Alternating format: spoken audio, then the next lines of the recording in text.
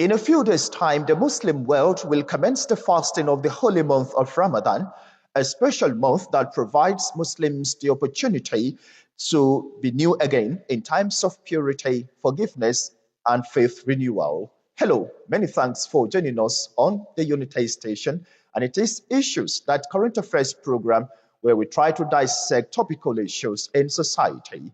I am Abdullah Hajia. Do join us again.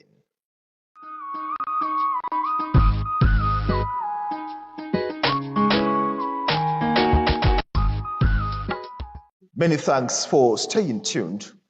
Now, fasting in the month of Ramadan is a grace that all look forward to as Muslims prepare to witness this year's holy month of Ramadan.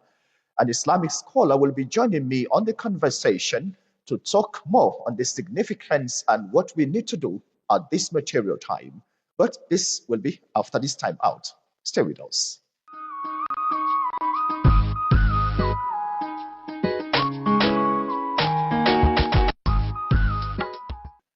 Many thanks for rejoining us, and let's go straight into the conversation talking about the significance of the holy month of Ramadan.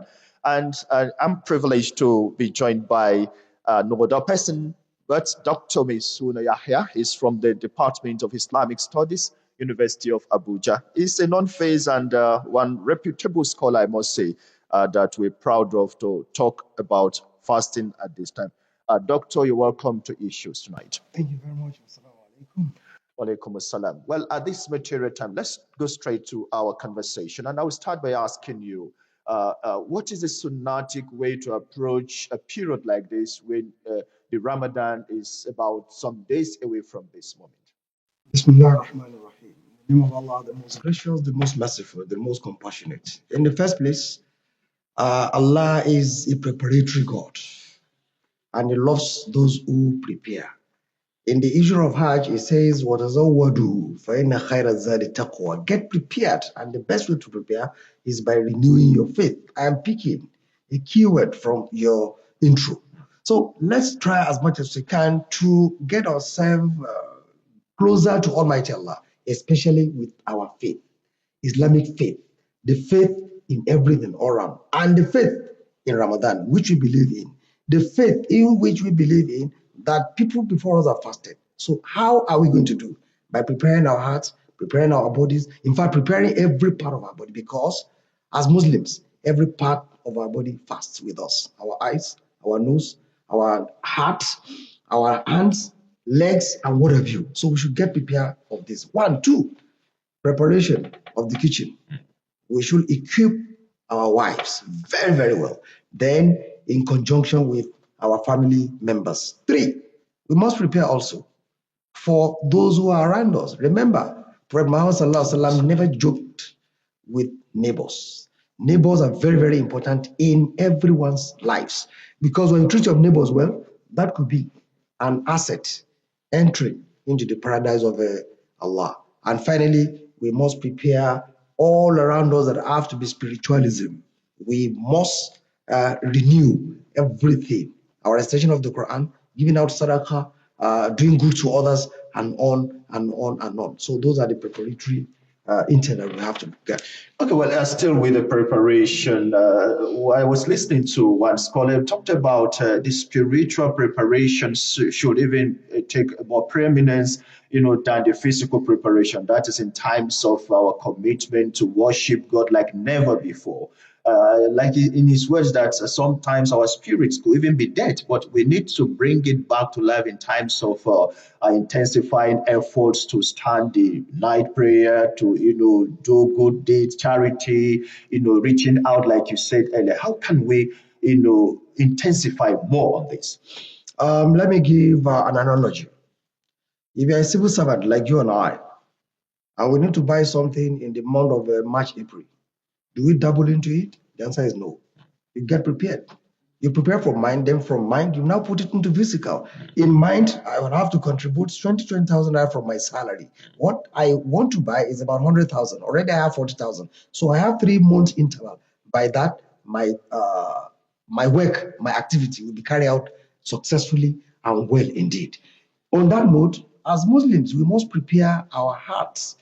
Then two, we must have in mind that, oh, I thank Allah first for making me to witness this year, because many have not because of their sins, not because they're not perfect, not because of nothing, but because Allah deliberately wants, and He deliberately also reserve our own lives. Then the question here is, how can I do more than what I have done in the past years of Ramadan, so that will get us more and additional rewards in the sight of Almighty Allah. And as we do, like I said, we must do together, in togetherness with our family members. And by generalization, we have to do also with all those who are around us. Okay, well, Doctor, you're a scholar. There's this prophetic saying that when the time like this comes, we talk about the prayer, say, Allahumma baligna Ramadan. Can you shed more light on that for, the sake of our Muslim, viewer there? When Ramadan is closer like this, what we need to do is to follow exactly what the Prophet has said. Allahumma balig lana Ramadan. Balig lana Ramadan. Balig lana Ramadan. Make us to be witnesses of Ramadan. Because everything you have to ask Allah. Even though you want to do it for Him, yet you still have to beg Him to make it easy for you, to make you witness. So we have to ask Allah to make us witness Ramadan and give us the ease of carrying out the activities that are involved in fasting the month of Ramadan. Well, Islam is also a religion that also considers so many things. This Ramadan, we learned that not everybody will fast. Can you give us an example of some of those people that probably the religion has given exemption, of saying, okay, you can't fast, and if you can't fast, what do we do? Number one, let me give the list in brief. The heavily pregnant women. Even two, whether the pregnancy is just at the earliest stage, because women are different in nature. If she feels she cannot, she doesn't have to. So pregnancy, generally, the pregnant women. Then number two, we have the sick ones, those who are seriously sick or ill. Sick, that is maybe you have fever, you have chronic ulcer or what have you. Then you are not, you are exempted from fasting at that point in time. Number three, al-mustofiyyah, somebody who travels a very long, far distance, hectic journey. You are allowed, you are exempted, but there is a caveat here. What is the caveat? If I'm going to Maiduguri now, I'm sure in less than 2 hours, I'll be there. So I need not break. By flight? By flight. Okay. That's what I mean. Thank you. I need not break my fast. But if I'm going to Maiduguri from here to, I'm from Abuja to Maiduguri, definitely I may be exempted if, that's under conditional clause, if I don't have the ability to, if I know it will affect Islam. First, if I know it will affect my health, I have to suspend it. So when Ramadan goes, I'll now replace it. Also, those like sicklers and the rest of them, and also the extremely very old people, that they need supplements, they need food at short intervals that will also energize them. So all these and many others, they are exempted, and at the end of Ramadan, they cannot replace. But another solution, another option is that, especially for pregnant women, if she so wishes, she can feed someone from day one till the end of the day. Iftar, sahur, sahur, iftar, sahur, iftar. Or better still, you calculate the kind of food they sell around that area that will satisfy you, and that is what you are going to pay to that person. So it means you are going to pay for iftar, you pay for sahur. If sahur, for example, he or she will use about 2,200 naira times 2, that's 5,000. 5,000 times 30, I'm not mistaken, that should be around 150,000 naira. That's what you give out for the person to feed. But here it depends on the area. If you are living in a remote area where 1,000 naira can feed you for breakfast, 1,000 naira for iftar, then that's 2,000 naira. You calculate and give. All right. Well, that's interesting. Okay, let's also look at also the segmentation of the holy month of Ramadan. We talk about the first 10 days, second 10 days, and the third, of it. What are some of those things that we should be learning? We should know that in these first 10 days, I am or I should be doing as a fasted Muslim. There is one prosaic, consultation in Yoruba, which they borrowed from Arabic as well. The first 10 of Ramadan is for mercy and blessings of Allah. That means during the first 10, make sure you ask for Allah's mercies and blessings. Let me tell you, my brother, What we're looking for most here in this world that will jeer us to enter the paradise of Allah is Allah's mercies and blessings. By the time somebody gets it, you are good to go. Then number 2, that is the second 10, making 20 now. Forgiveness. If I offend you and say forgive me, I can still move closer to you. And one thing with Allah is this: by the time He forgives you, He shows you more mercies. So now He has forgiven you. All those mercies in the first 10 are now transferred and match up with forgiveness. Then what about the last 10th of Ramadan, which will make it 29:30? That is the emancipation of His servant from hellfire and straight into paradise. So long one is able to go by all the dictates of Almighty Allah and the special advice or piece of advice of Prophet Muhammad sallallahu alaihi wasallam, that is the Allah's do's and His don't. All the Prophet has encouraged us with, we follow. Tahajjud or Qiyamul Layl, Taraweeh, that's after Isha, the Nafla we do, then giving out Sadaqah the more, recitation of the glorious Quran, chanting and boosting the names and egos of Almighty Allah, then also trying as much as one can to do what you call seclusion, known as i'tikaf, during the last 10. For those who have the ability to do it, for those who have the chance to do it. Like those of you working in NTA, it is only Allah that will just bless you more, because it is not very easy. I'm sure they will not leave you. And I can't remember the last time I attended any itikaf. Okay, well, let's also go into the issue of charity in Ramadan. Now, beyond just those that you mentioned earlier, if they are on exemption, they should be able to do one thing or the other, including feeding of a fasting Muslim. I want some of the fasting Muslim to also benefit. Can we emphasize giving out charity, whether during iftar or giving somebody what to use throughout the Ramadan? Based on my own personal experiences, I have never seen a period in the life of Muslims where charity goes round all and sundry, if not in Ramadan.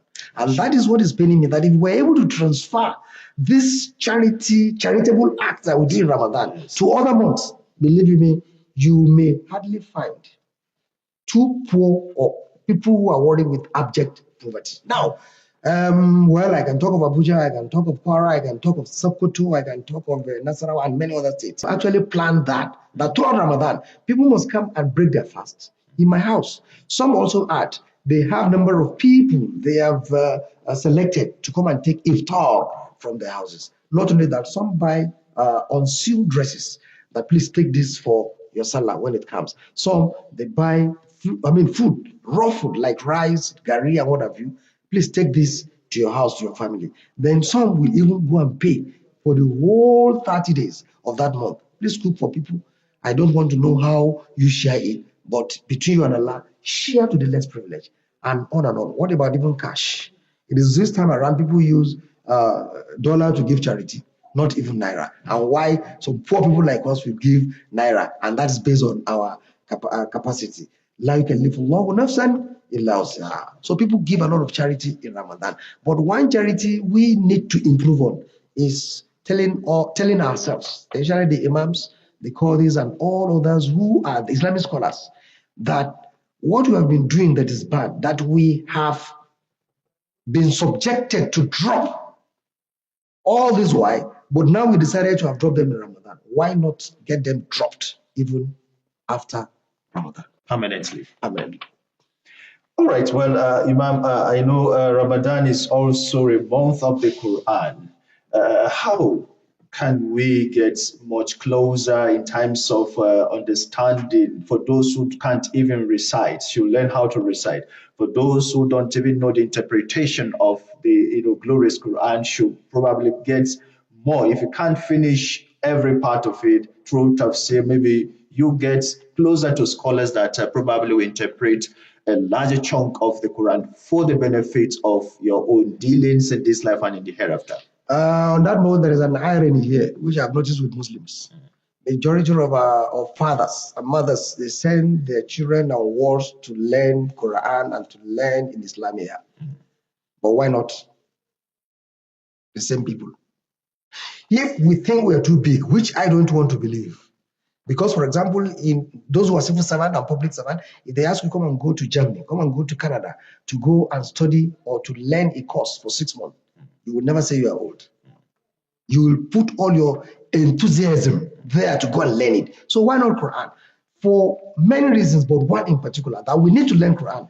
The Prophet ﷺ said, Man Qura alfan, whoever reads one letter, not one verse, not one phrase, not one chapter, but just one letter, you are going to gain 10 rewards. Then when you read another one, 10 rewards. That is 10 times 3, 30. Let us now assume that I have read Surah Al-Fatiha, which has 7 verses. 10 times 7, that's 70, a woof, without struggling for me. So now what I'm saying is, even if you cannot go to Malam to learn, why not ask our children to give back to us what they have learned in their own Islamia? So by that, we'll have some memorization in our psyches. Number 2, 10 minutes, 15 minutes, 20 minutes, highest per day is enough for somebody to ponder on the recitation of the Quran, and especially the meanings, the exegesis. For example, each day, make sure you learn 5 verses together with their meanings. And if possible, you have Quran that has explanations. Go by those. So it means 5 verses a day times 7 per week. But at 35, you have now learned about 35 verses of the Quran together with their meanings. Tafsir, we must also attend during the month of Okay, well, Doctor, we'll come back. I think we're not done here with this question, but we just have to go on a short break. And when we return, we'll continue from talking about the Quran and Tafsir in the month of Ramadan. Well, you're still watching Issues on the United Station, NTA Channel 5, Abuja. Time out for a short break. Do join us again after this time out.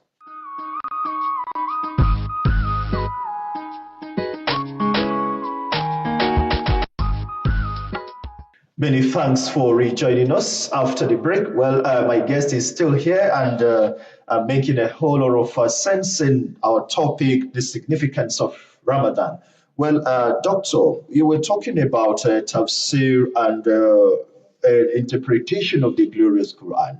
Most often, you see, during the Ramadan, we see a whole lot of mosques across the world, not only Nigeria, organizing tafsir. We see worshippers who are fasting, go listen. But at the end of the day, much or little is seen in the transformation of human beings who would have gone through interpretations of the Quran that we're supposed to be better Muslims. How can we up our game in that regard? One thing I know here is that we have Ibadur Rahman, the followers, the servant of Allah, and we have Ibadur Shaitan, those who follow the footpath of Shaitan, who allow Shaitan to rule them, but not ruling Shaitan. For every good Muslim, it is good you have the intent of ruling Shaitan, but Shaitan not ruling you.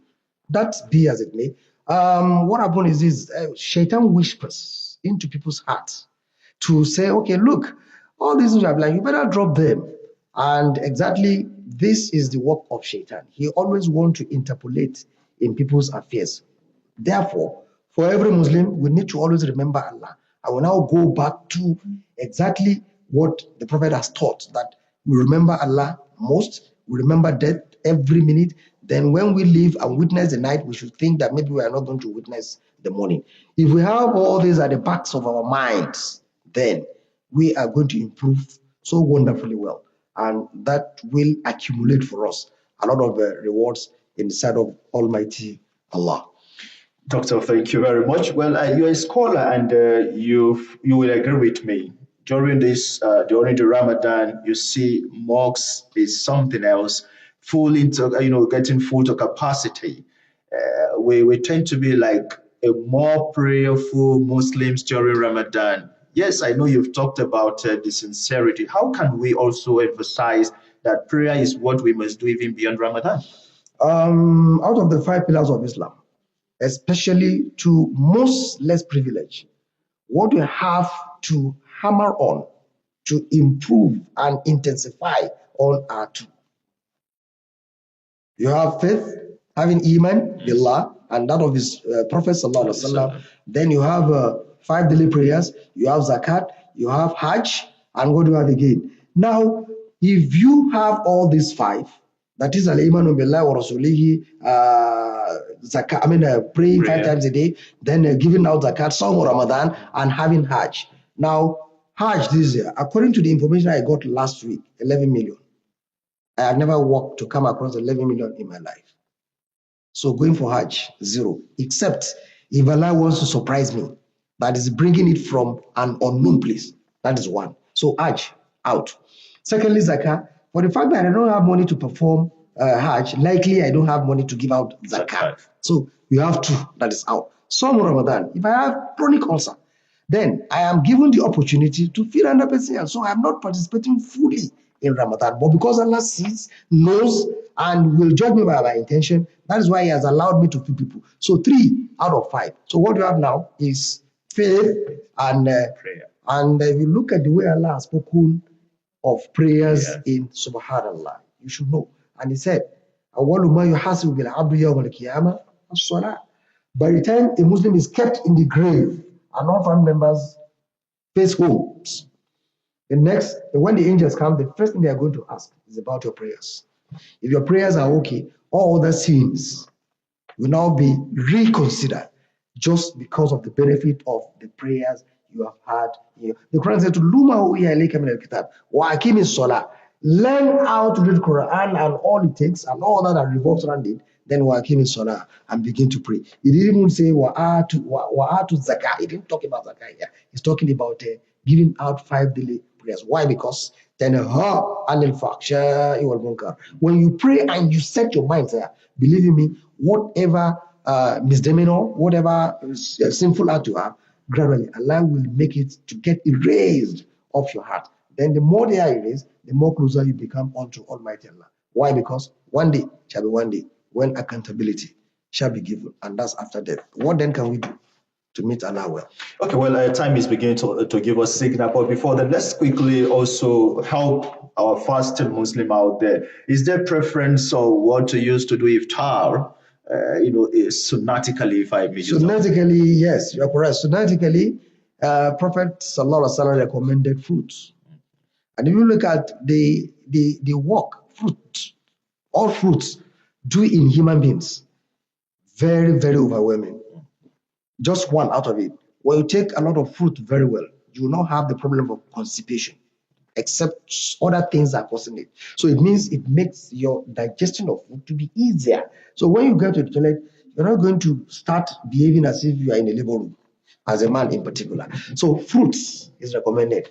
In the absence of fruits, because if you want to buy a whole of watermelon now, Ajia, you have to keep 3,000 in your pocket, a good one. Manageable one, 2,000, 2,200. Now, if you cannot afford that, water is okay. What does water do as well? One, it will quench the thirst, then it will ease your digestion, and at the end, you are replacing the lost fluid, which you have, maybe you sweat during the afternoon of Ramadan. Then the dryness will now be reduced by the intake of that H2O, known as water. Okay, let's also help the fasting Muslim. Is there a specific prayer you make during iftar? Yes, you can say in any language that Allah, this fasting is for you, and you are the one to reward. Please reward me proportionately. Sahur, sunnah around sahur. Sunnah around sahur, what you do is try as much as you can to wake up and take the little that you can take. For some who have problems of when they eat around that time, they get running stomach or what have you, then at least the Prophet recommended water. You can see water, as we call it in Nigeria. But waking up that time is very important. It's very, very important. You wake up and do some nawafil, ask Allah about your here and the hereafter, because the prayers and supplications of Muslims should consist of Rabbana atina fid dunya hasana wa fil akhirati hasanatan wa qina adhaban nar. That means you have combined the two together. Before we let you go, we also have seen over time, even though this one will now involve those who have the means, Umrah during Ramadan, how important it is. It is very important, especially and particularly because of the last 10. People target last 10. At this juncture, I've been praying to Allah to make me witness that at least, even if it's going to be once in a lifetime, we have been watching. Very, very rewarding, very, very fantastic, very, very beneficial. May Allah make us to witness. In less than a minute, what's your words to the Muslim? Ramadan is coming. Ramadan is fast approaching. Fast as if you will never do again. For witnessing this one, it is Allah's mercies. Therefore, do all you can to make sure that you fulfill and do all the needful. MashaAllah, we say a very special thank you for Dr. MAISUNA Yahya of the Department of Islamic Studies, University of Abuja, for coming to share your thoughts, insight, and knowledge with us on issues. And I believe all of you out there too would have learned a lot from the forthcoming Ramadan. Thank you once more. Thank you very much. 25. Well, we've gone through the tutelage and scholarly knowledge sharing with Dr. MAISUNA Yahya on issues, and we believe he has educated us enough for us to be guided on the forthcoming Ramadan. Let's do base same time, same station next week when we bring you another topic on issues. I remain Abdullah Hajia saying bye for now.